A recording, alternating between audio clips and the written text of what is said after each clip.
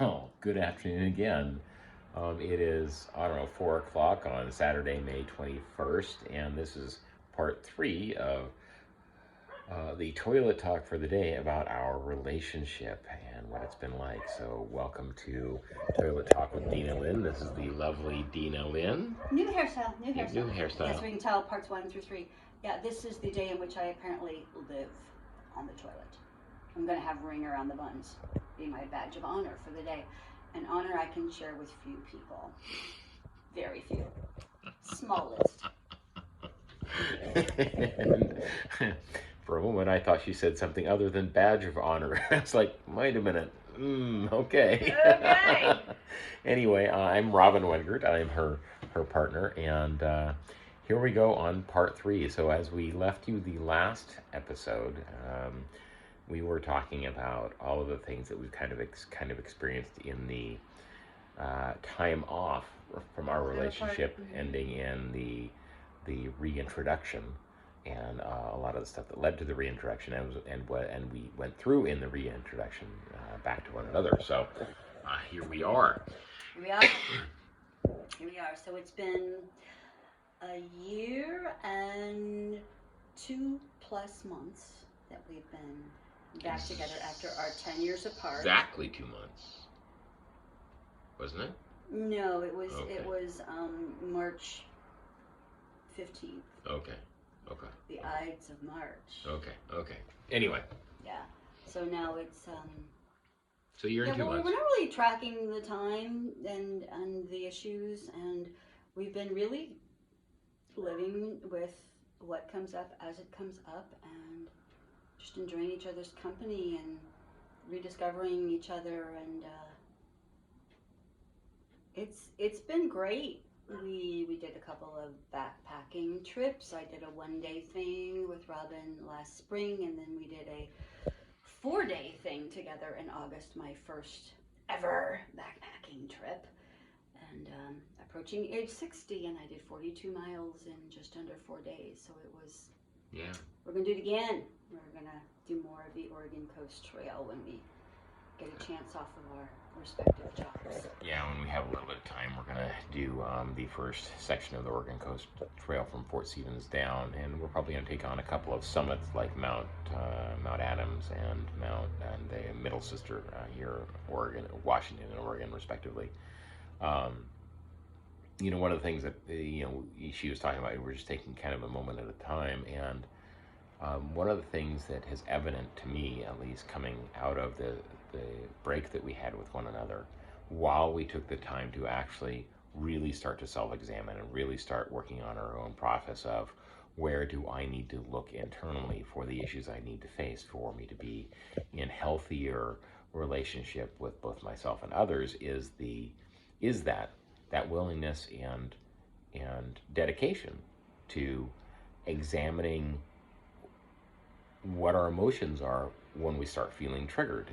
And it's my belief that had we not done this in our time away, had we really not focused on that and had the opportunity to do it for ourselves, by ourselves, for the purpose of helping ourselves, I don't think we would have actually been able to do what we've done this time around, because we'd be back to analyzing the other person, as opposed to when we start feeling a trigger, what we've done is we started actually self-reflecting. It's like, and we're saying, hey, I need to take a break for a minute, or give me a minute here because I'm triggered and I need to do my work around this. And so what this has led to, at least in my opinion, is the ability to be really, really present with what we're experiencing, what we're feeling, what our personal internal issues are, in giving ourselves the time to honor those and pay tribute to them by giving them our full attention, and honoring each other's need to do that as we're having these conversations. And so our whole dynamic has taken on a whole different shift of reactionary, why don't I feel good, and why aren't you making me feel better, to I'm not feeling so great, or there's something going on. Let's take a minute to examine this. We're not expecting the other to do what we can only do for ourselves. Right.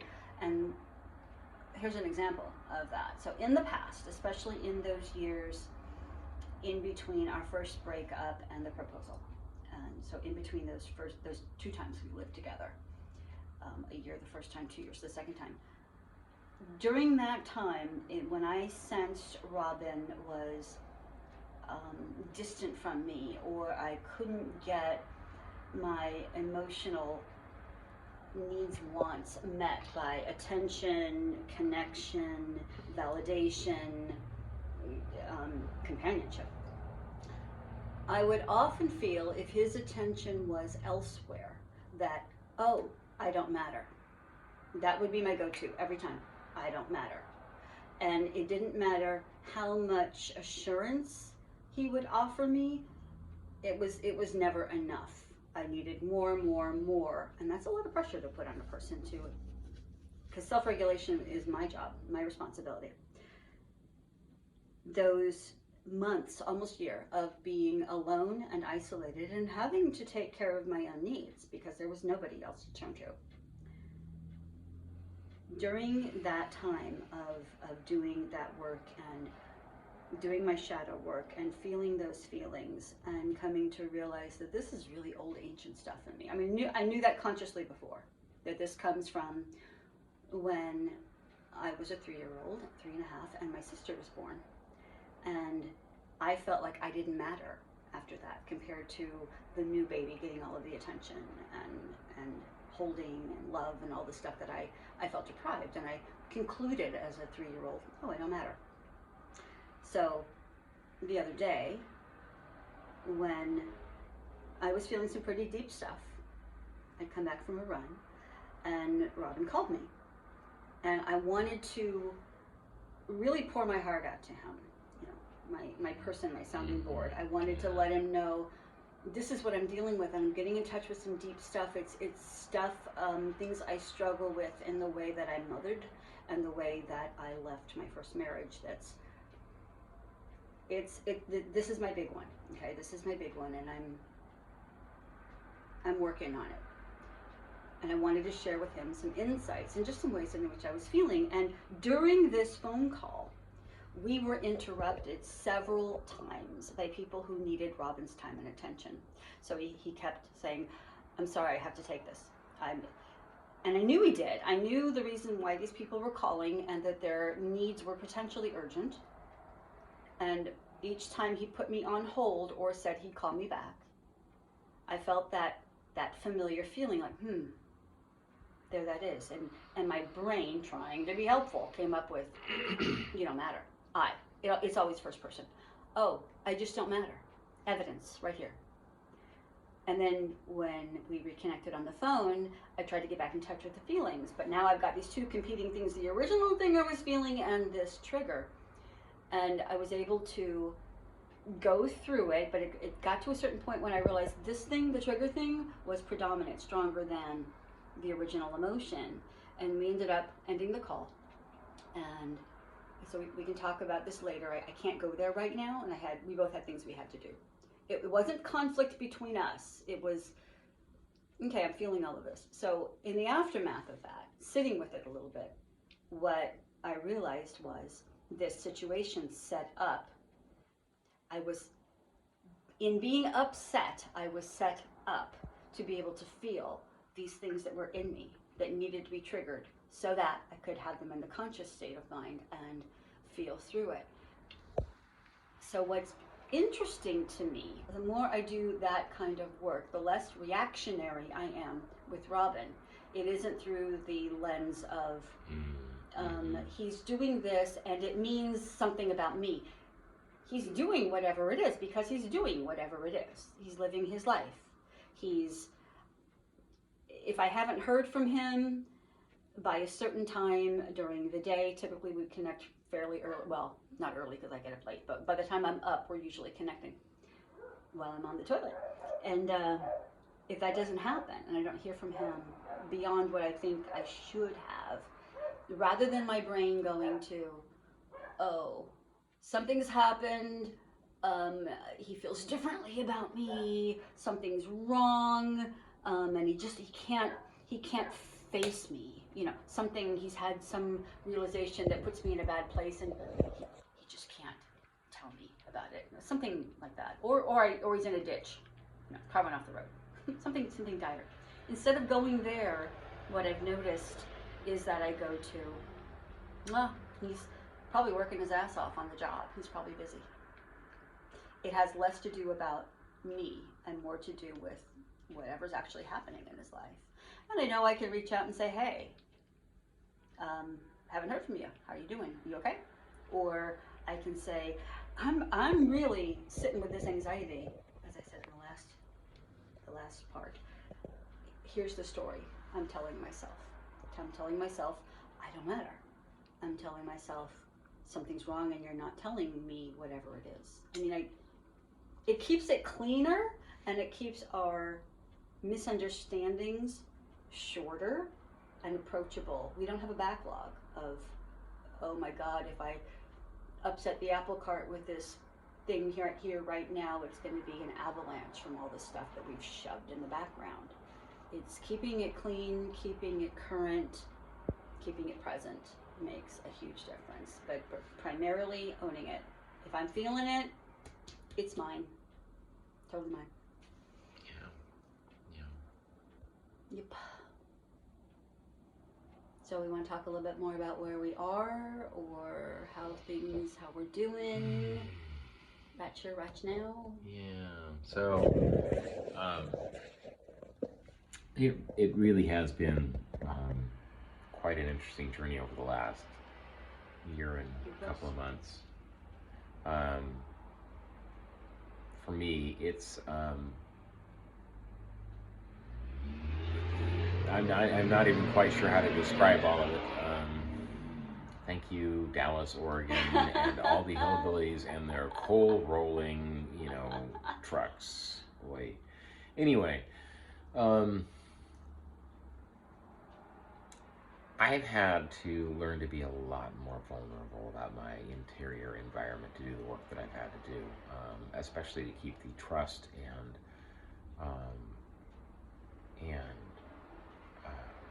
profundity of this woman and this relationship. We keep the fun and profundity. Yeah, there you go. Yeah. It's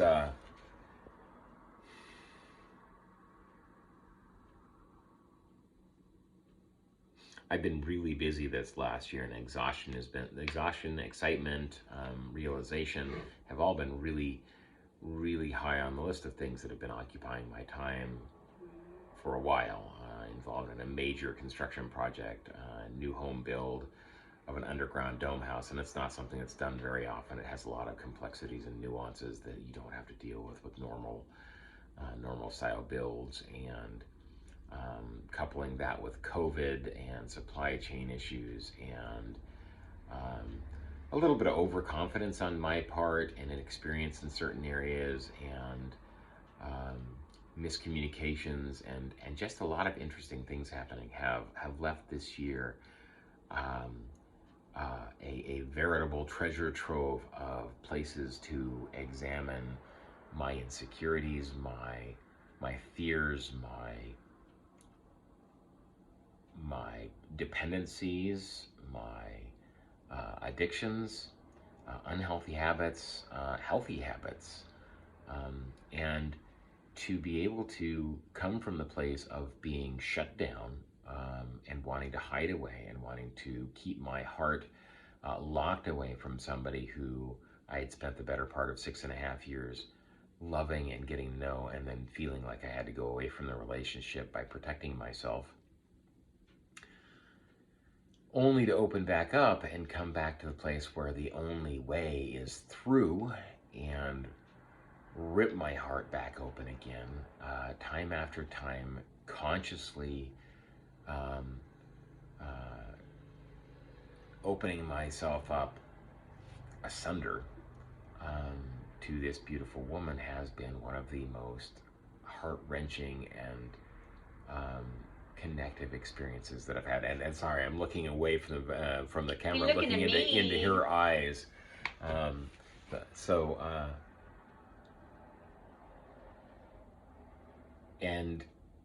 And I guess the most profound thing is what ended up happening is, instead of being rejected, instead of acting in surprise or shock or dismay,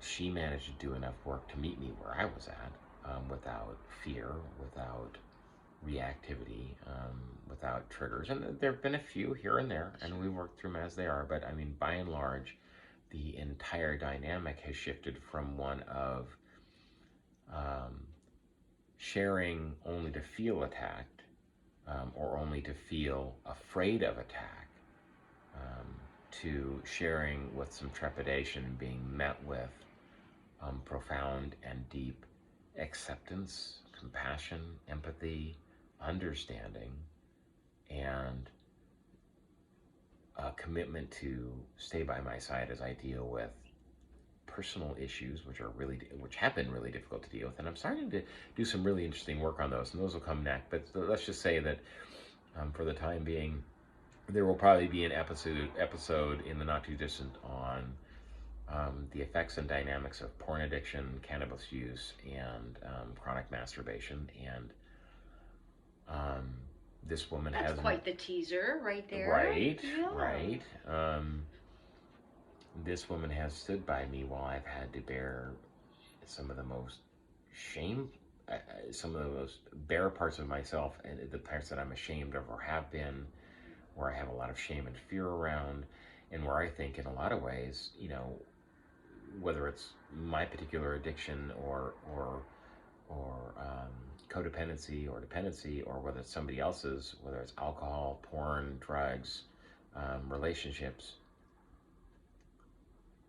to start humanizing the fact that that's just part of what it is to be human. And for her to stand by me through all of this, not just because she wants me in her life, not begrudgingly, not as though she has to, but because she wants to be here with me, has been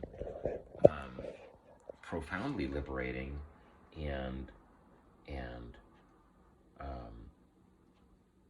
calming, as I continue to learn about myself and do my deep shadow diving, discovering things more about myself. I can take those things to her, offer my perspectives and beliefs about where I'm at right now, hear her perspectives and beliefs when I ask, sometimes when I don't, and that's okay too, and really truly feel like the journey itself is what's really making this incredibly special and unique. And that's where I find where our relationship is right now truly stunning. And I was going to go into a few more things, but I want to give you the opportunity to interject here. I mean, anything you want to add? Well, the what you were just saying about I'm doing this not because I have to, like this is my only option for a relationship, or I'm settling in some kind of way. This isn't a settling. This is, it's an honor to receive intimate confessions and expressions of things that have been hidden away by shame. It's really, truly, deeply intimate and bonding. Getting naked is easy. Bearing your soul, it's a bigger risk. It's easy to take clothes off. It's not as easy to take down walls of self-protection and things that we hide even from ourselves. So I know, well, we both know, we spent our 10 months apart exploring other options. I mean, we were in pursuit of what we thought we wanted, and then it turns out we were what we wanted, but not our self-protecting personas that were as real as we could be then. I'm not dissing who we were and how we did it. We did the best we could every step of the way, but we both needed to upgrade, up level for ourselves, and we had to do it alone. So being able to do that and then find each other again on a whole new level it's exciting. I mean, it's comforting and exciting at the same time. The comfort of the history, the excitement of the mystery. They fly together like two wings of a bird, and it's neither one of us knows where it's going next, or what it holds for us, or what we're going to be invited to explore, because it's both a journey into ourselves and a journey with each other. It's definitely both. And you said a word earlier. You said asunder, right? So the word asunder, if I break it down, us under, and the idea of under, going under is, I mean, it's a word that to me implies shadow work. It's us going under, underneath the, underneath what we think, underneath what's on the surface, underneath the literal level, going into the deeper things and exploring the subconscious, the part that makes us who we are, and not to look at it and therefore obliterate it, but to integrate it, to bring home those parts. And this has felt to me, coming back together with Robin, like a homecoming, like a, you know, this is my person, and it just feels right. It feels whole, it feels exciting, it feels, I don't know what to believe about things like soul contracts, but it seems like we made one, and it's still ongoing. Yeah. So this has been fun, exciting, rewarding. There's something about letting go and letting it have a life of its own and discovering what that is, instead of determining and deciding and trying to control it. We get to instead be curious about it as it continues to unfold. And we're both growing and maturing and aging. You know, he's 50, I'm 60.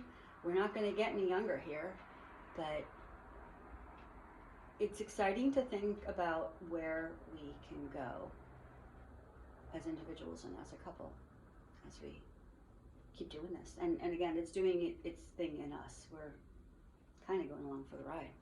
Yeah.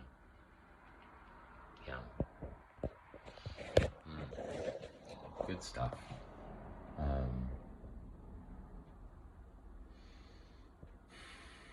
There was, a place back in one of the other videos where, we talked a little bit over both the other videos about the idea of polyamory, and it's when I think about talking about it, it's still something that I can still feel the trigger. I still got, better not talk about that. That's dangerous ground. What are we going to do if we talk about that word? And we were having some conversations this morning about one of the groups that we both joined but did interact in, and that mono-poly, polymono groups on Facebook,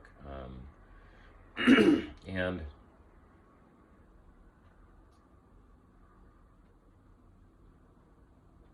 one of the reasons I never engaged really heavily into that is because, like we were talking about it again in the other video, it's like I don't want to take responsibility for bringing potential harm into other people's lives until I understand exactly what my motivations are. And that's, I have not always had that level of conscious choice before about, especially that in particular, but I've done so over other things. And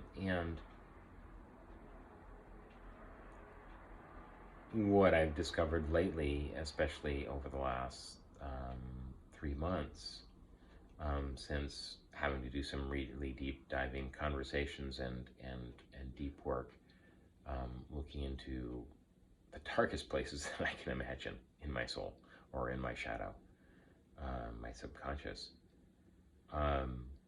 Being able to share those things with Dina has been more connective than I could have ever imagined, because I have managed to overcome my fear about talking about those things and whether or not I'd be judged or not, whether I'd lose the person that I love that I'd put all this work into or not. And it has been some of the most humbling work that I've done, taking these parts of myself and offering them to her, knowing that any moment she has the ability to take stuff which is exceptionally sensitive and could try to harm me with it. Now, would she? No, I don't believe so, not for a second. Could she? Maybe. If she did, what would be my reaction?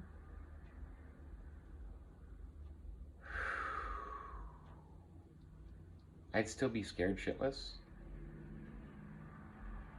of what people would think of me, how they would perceive me if she took some of the stuff that we've talked about and shared it.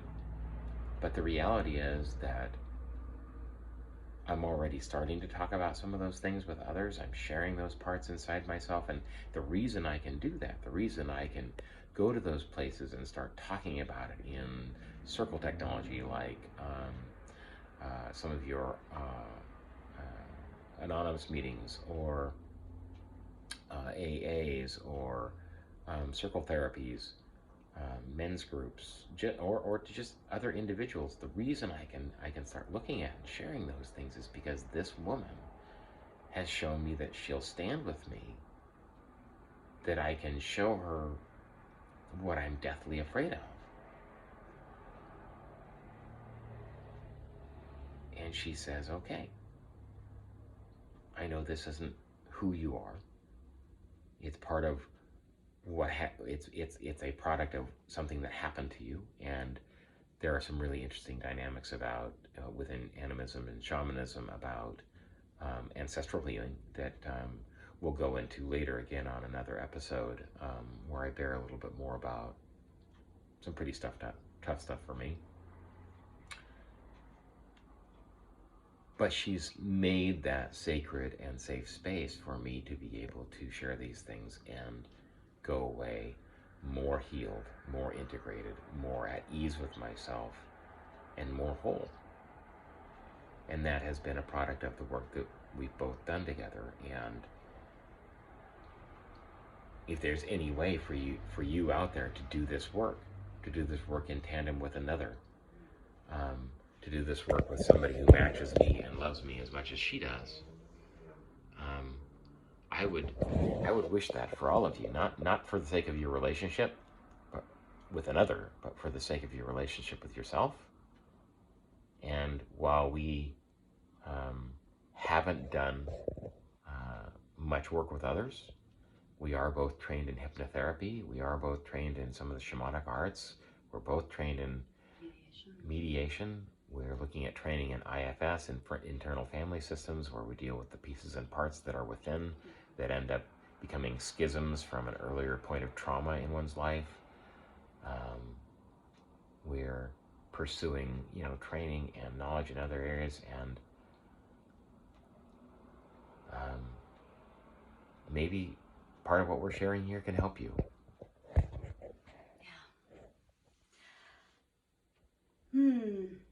So I'm thinking about, what it's like now between us. Yeah.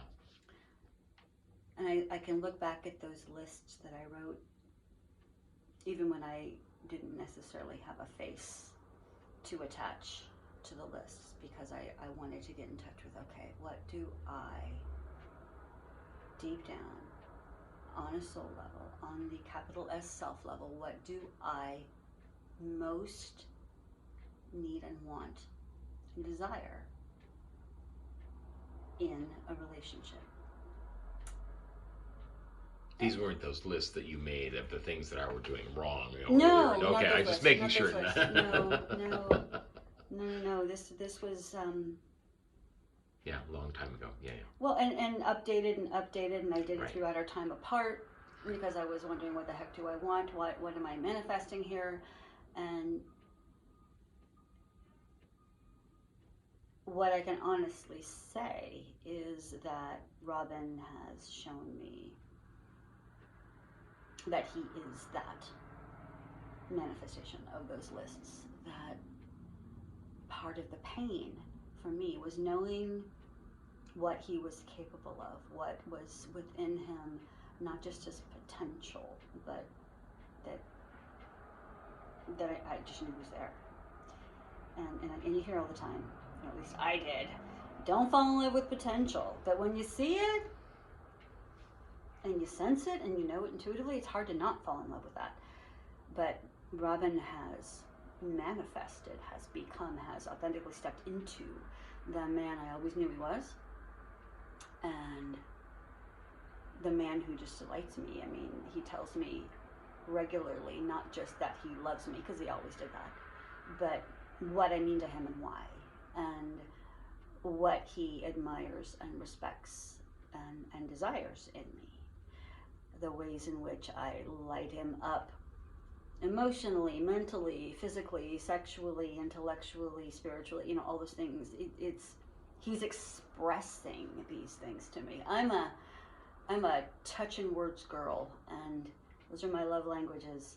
And if you can say deep things to me while deeply touching me, and he does that. PG-13, Dina, PG-13. Oh yeah, I have to keep this. Yeah, to keep this family friendly, kind of, sort of. Yeah, and that means the world to me. That fills my love tank.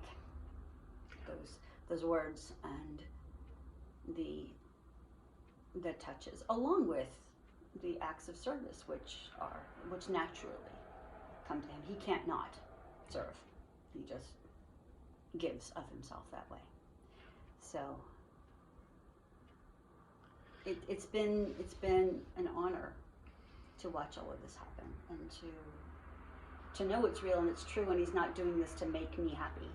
He's not. I mean, so right now we're living apart.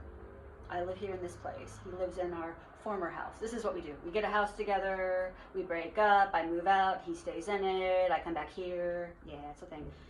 And we don't know.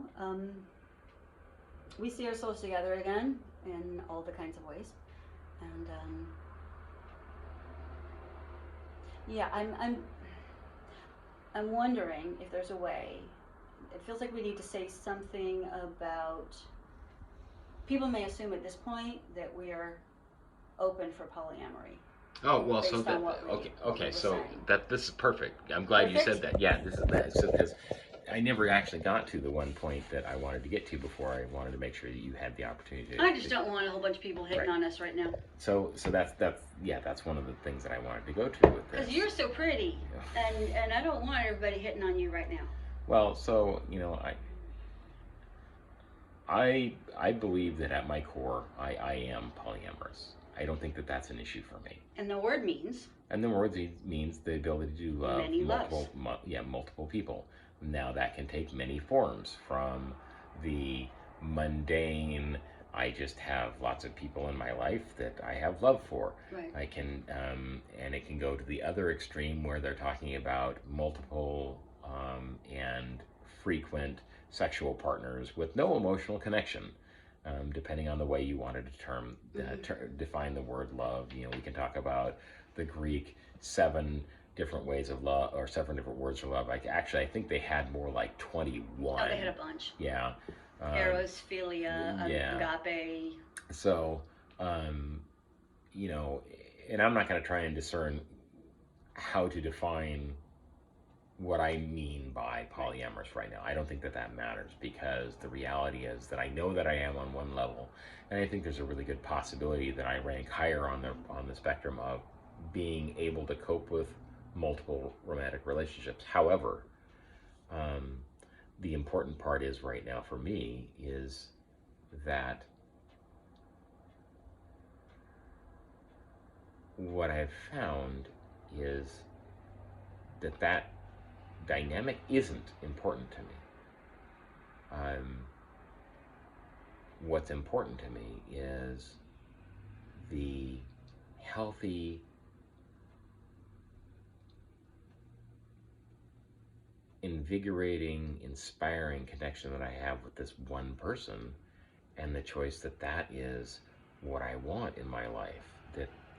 That this person who inspires me every day, who is my muse, who is the best of what anybody could offer me, beautiful physically inside and emotionally and psychologically inside, and energetically and metaphorically and symbolically. All the leaves. All the leaves.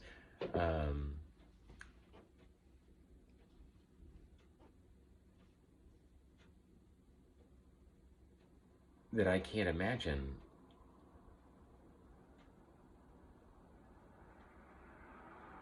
not wanting to be here to experience everything that we have to offer, and consciously committing myself to that, because to not explore this to its full depth and potential is to turn my nose up at an amazing gift Like that an I have. Because of sorts. yeah, well, this person right here is meeting me right where I'm at. And there are multiple personality expressions, not to mention ponytails, that I can come up with. So, being with me is kind of like having a polyamorous thing all by itself. I really don't want you to succumb to multiple personality disorder, please. That would be a bit much. We've actually, given what we've just gone through in these past 3 videos of elaborating on the different phases of our relationship and the different presentations of who we are as human beings, we've kind of had a polyamorous thing going on with each other. A little bit. We've loved many different parts of each other. Right.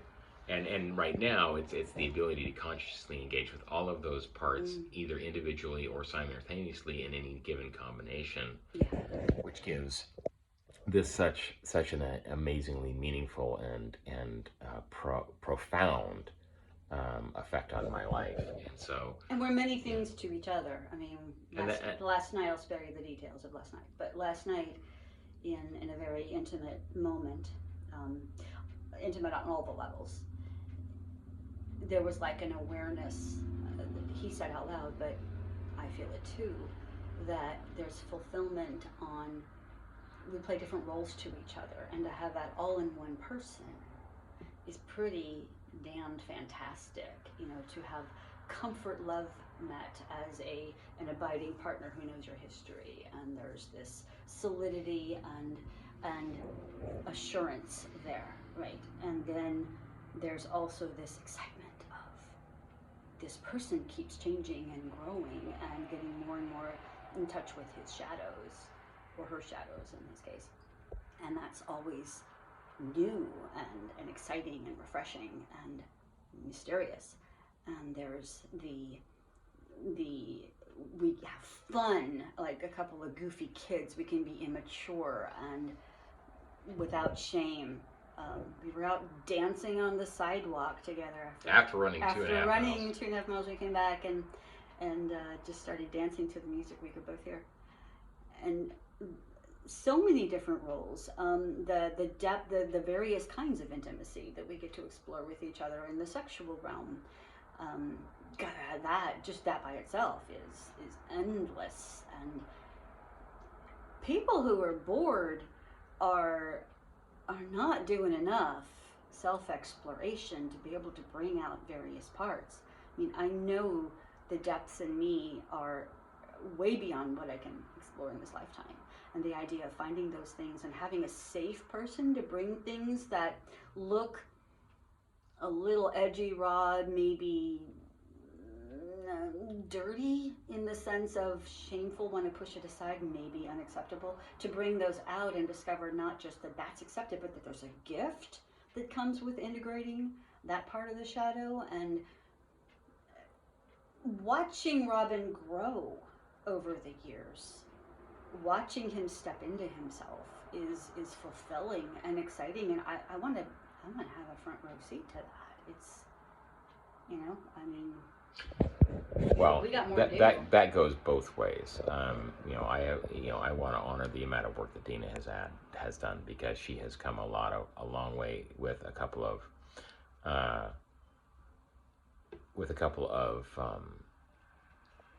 really deep spots of denial, and I've seen her come through those. And yeah, it goes both ways. And I guess what it comes down to is, for me, it comes down to two things which are really the same thing in many ways. The first one is starting to being present to the moment as it is.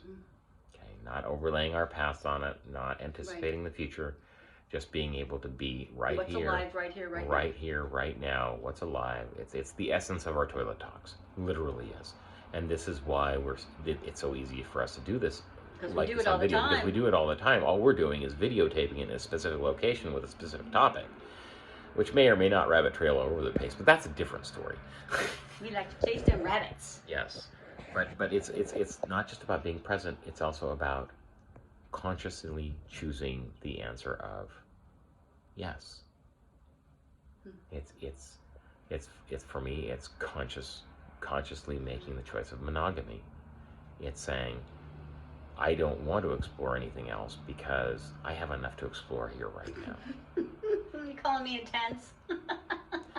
So one of the ongoing jokes in our relationship is she has been Previously accused and afraid of what seemed to be a reality, that anytime anybody was with her, she just became too intense and people would abandon her. Yep. So that's true. So I warned him in the beginning, I should have a warning sticker. Too intense, or objects in your mirror may be more intense than you think they are. And he told me back then that he welcomed the intensity, and he didn't find me in those early months too intense. And I kept thinking, yeah, well, just wait. So what's the update, Robin? So on a regular basis over the last 8.5 years, and I think the latest of which was maybe 3-4 weeks ago. Meltdown? Huh? Meltdown?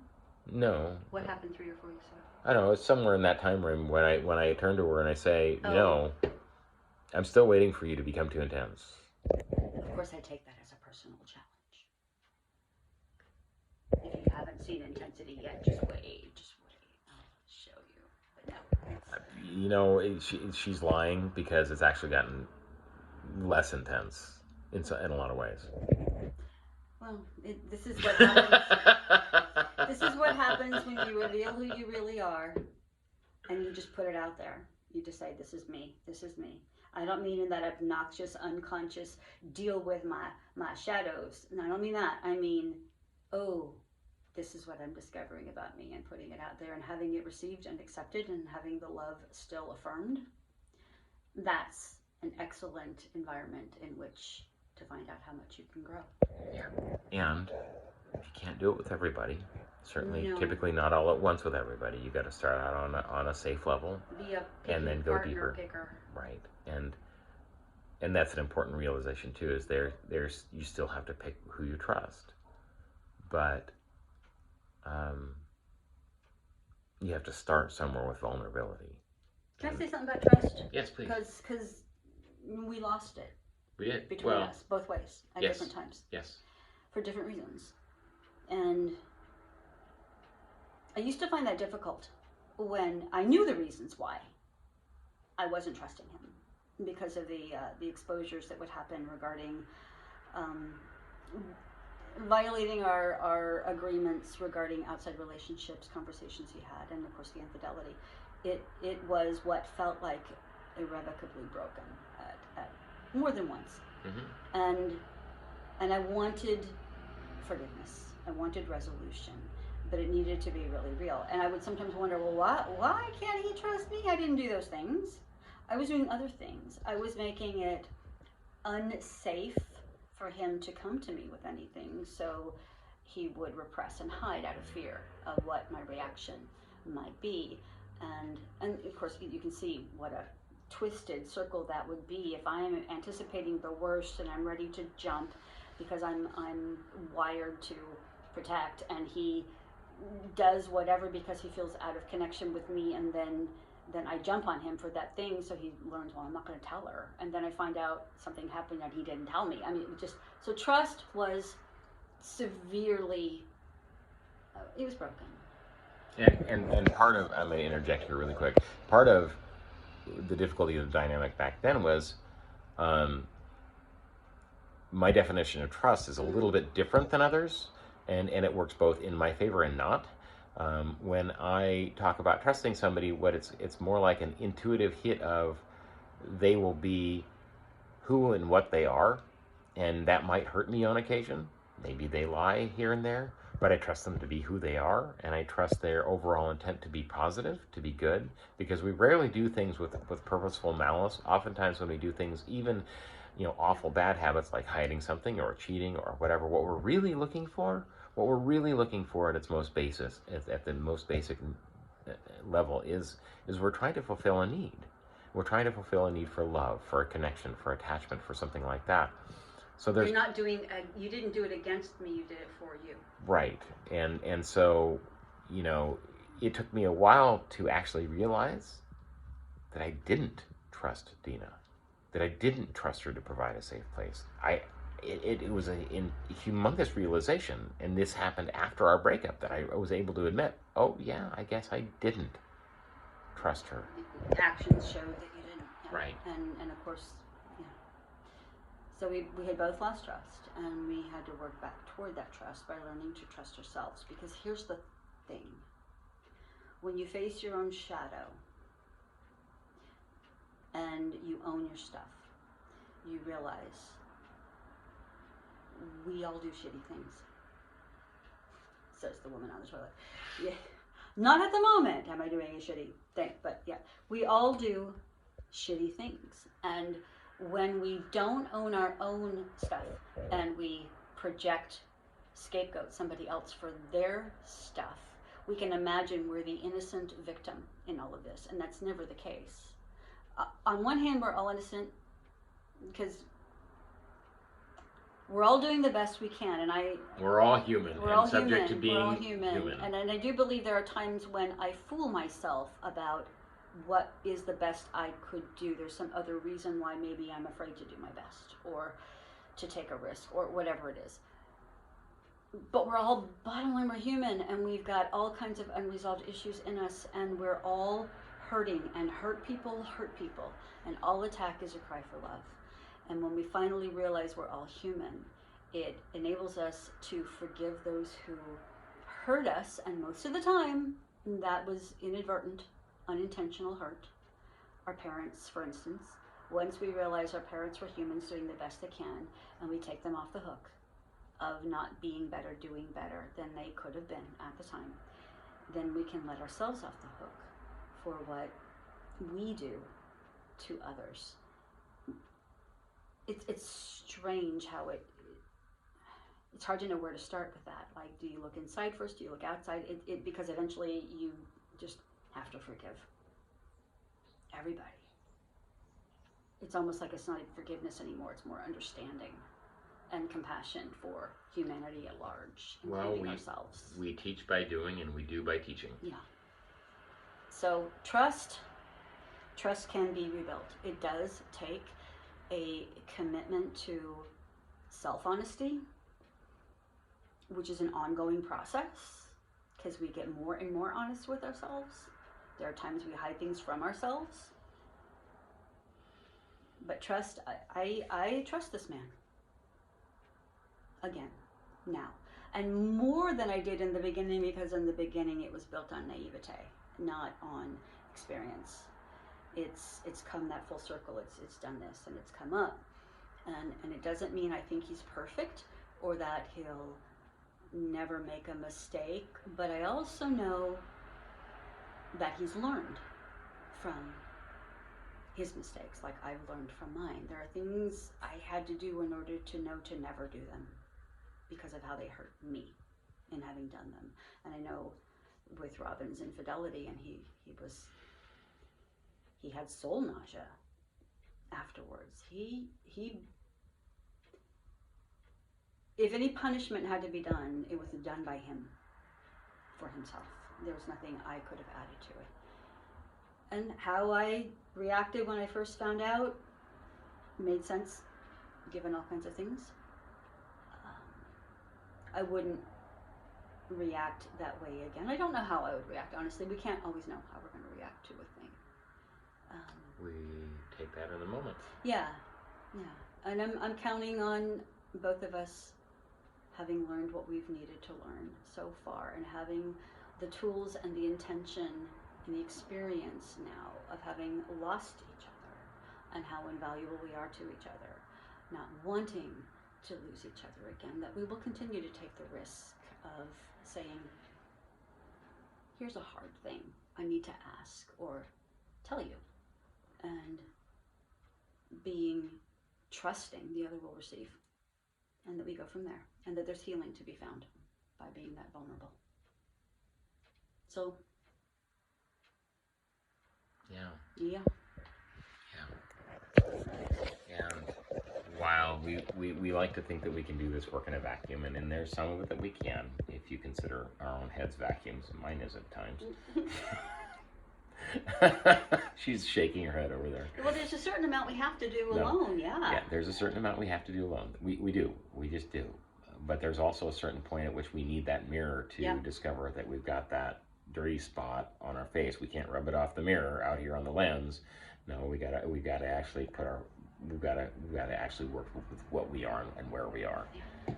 But the corollary to that is, or the reversal of that is that we also need, we need each other to both be the catalyst and the mirror for our work. Mm-hmm. And the work continues being both individual facing of our own triggers and our own shadows. I can't do his shadow work for him, and vice versa. But to have someone who knows the language, to whom you can go and say, this is what I discovered, and share it with someone, and what ends up happening is that fuels the intimacy and the trust. They grow because of that. So it's having a partner like this is just invaluable. Yeah. I love everything about this man. He's my fill in the blank. Yeah. Well, I think we're probably pretty much ready to wrap it up. I guess I have a couple of things I want to say in closing, and you can think about the stuff you want to say in closing. Hey, I'm impressed. We spent 3 hours, me sitting on the toilet talking about our relationship today. Yes. So a couple things, I guess. So really, what I would like to do is, in this, for myself, wrapping this up. I want to encourage you all to keep on following. These may be unconventional. They may be silly. They may, strike some people out there as something to follow for whatever whatever motivations they have. We're just not going to go there. Being ridiculed, whatever. I don't care. But the reality is, we're here being real because we can, because there are so very few people in the world that do share this kind of vulnerability about their lives and about their experiences. And I think that that's really, really, really important, to lead by example, to show people what it's like to get beyond fear and be able to be real, not just with your partner or your close friends or your family, but to show the world that we can solve problems this way.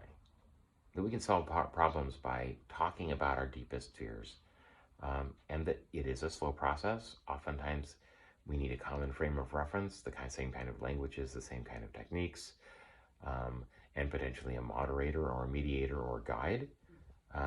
They can be very important too, that holds the sacred space for this kind of work to happen, because it really does require building a sacred and safe space to do this work. But more than anything, what I want to also remind you guys of is we have some really great talks coming in the future about dependency, about addiction, about pornography, masturbation, cannabis use, spiritual journeys, shadow work,